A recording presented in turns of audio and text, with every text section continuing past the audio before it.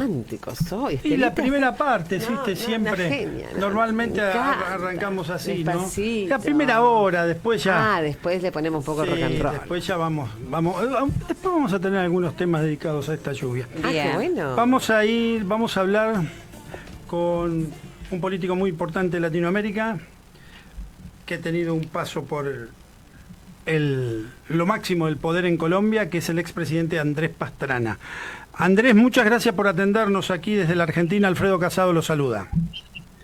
Alfredo, muy buenos días y muchas gracias por esta invitación. Bueno, había varios motivos para hablar con usted, ¿no? Porque hay algunos motivos que tienen que ver, por supuesto, con Colombia, con su situación interna, también con sus relaciones exteriores. Pero usted sabe que, Andrés, que la Argentina está atravesando un momento sumamente preocupante respecto al narcotráfico, porque una de nuestras ciudades más importantes, la ciudad de Rosario, a 280, 300 kilómetros de aquí, desde hace tiempo está sacudida por el narco, pero ahora, como nunca, se está produciendo el asesinato de civiles a mansalva y los narcos amenazan seguir matando gente inocente, algo que ustedes desgraciadamente han pasado de manera dramática y bajo su gobierno también. ¿Qué podría decirnos? ¿Qué reflexión nos podría dar usted, expresidente Pastrana?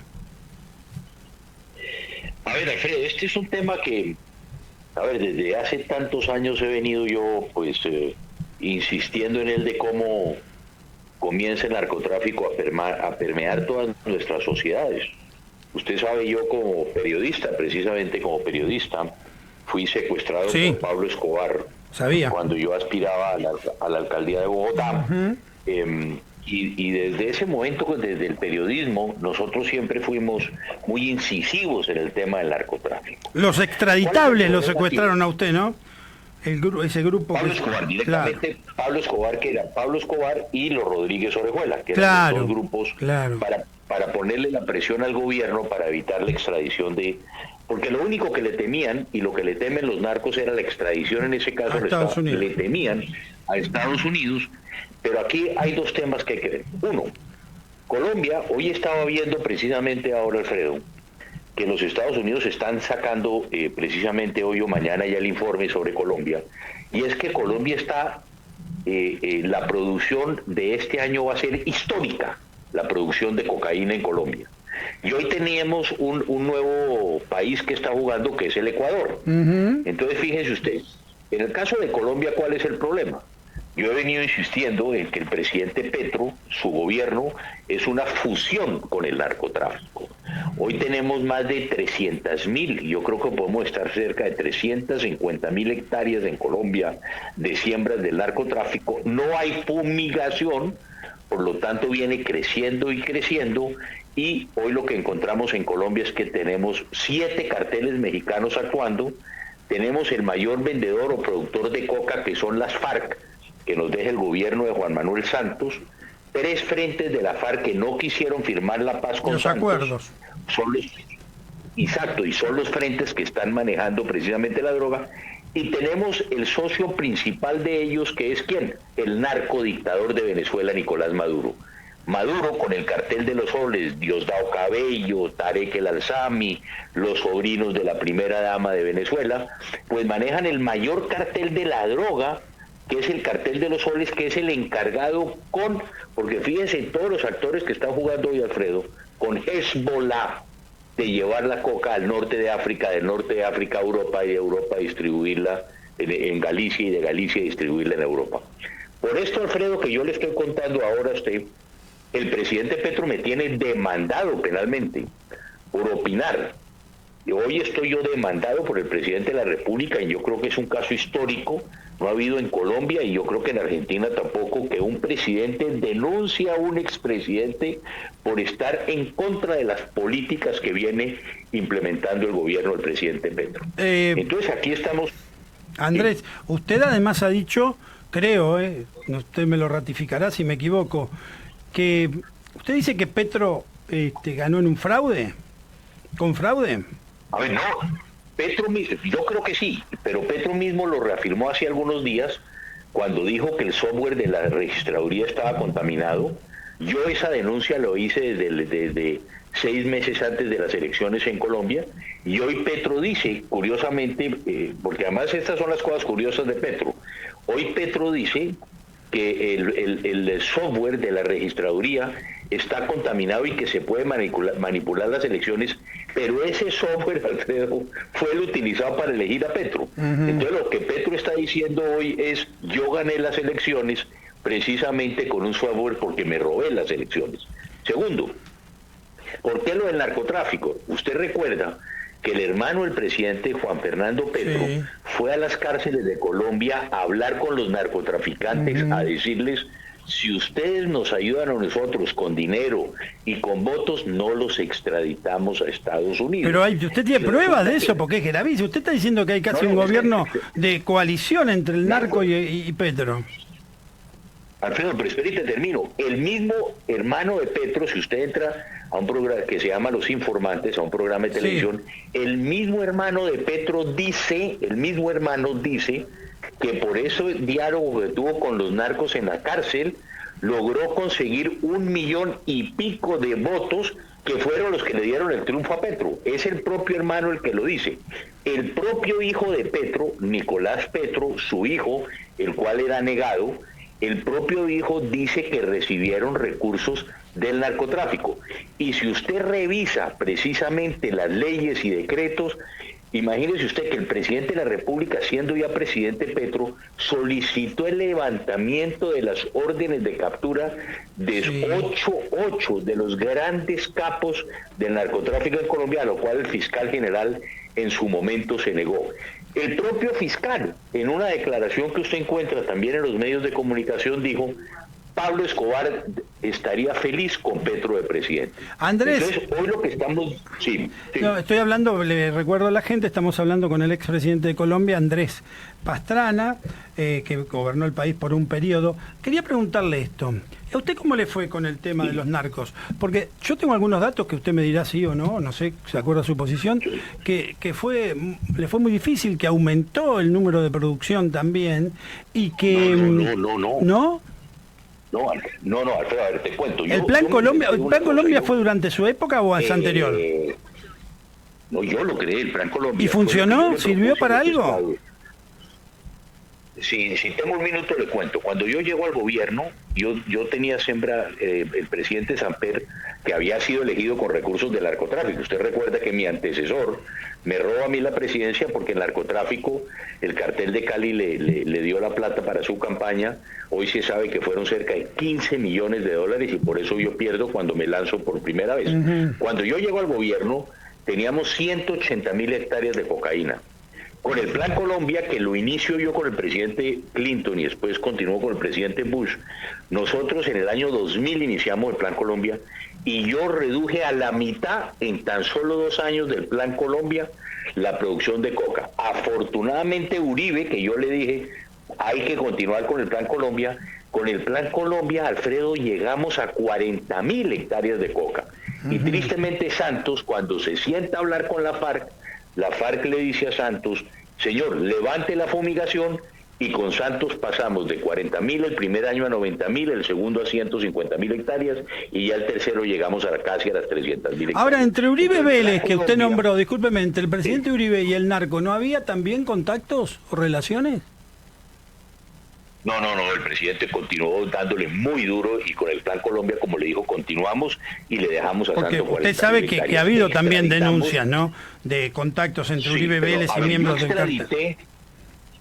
Para complementarle lo mío, yo extradité, creo que fueron 120 colombianos a los Estados Unidos en mi periodo. ¿Qué significa eso? Que a mí me tocó extraditar a los capos, porque fue cuando comenzamos a capturarlos.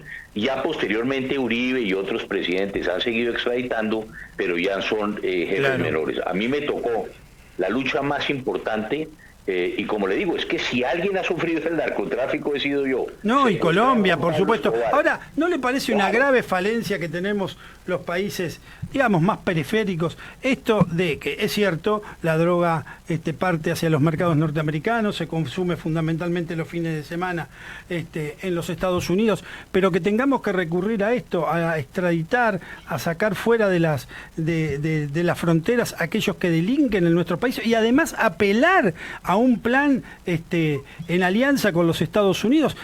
La otra pregunta que le digo es esta.